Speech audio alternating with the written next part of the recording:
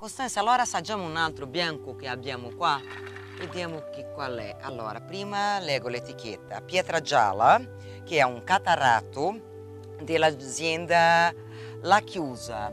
Allora, io sono stata in questa azienda e ho trovato molto interessante, a parte che il catarratto è un vitigno molto diffuso nella Sicilia occidentale. È un vino autoctono? È un vino autoctono perché qua nelle terre sicane ci sono terreni sia argilosi che calcarei, perciò è un terreno che si adatta molto bene.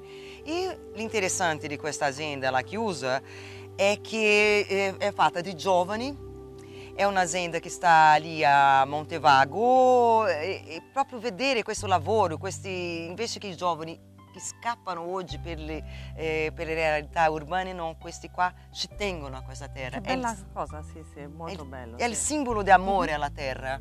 Infatti ho visto molti giovani fare il vino qui in Sicilia, anche diciamo i figli di vecchie famiglie, no? Che tornano e fanno il vino. È una cosa bella, potrebbero fare qualsiasi professione in città e invece fanno il vino. Sì. È una grande ricchezza di questo terreno. Sono le persone, no, che hanno il coraggio, giusto? Questa è la ricchezza di queste terre sicane anche, sono le persone. Assaggiamo? Allora, salute.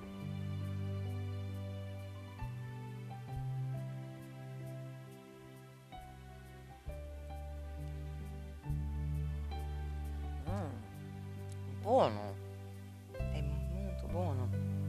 È un vino buonissimo con il pesce, penso. Un leve aroma fruttato, no?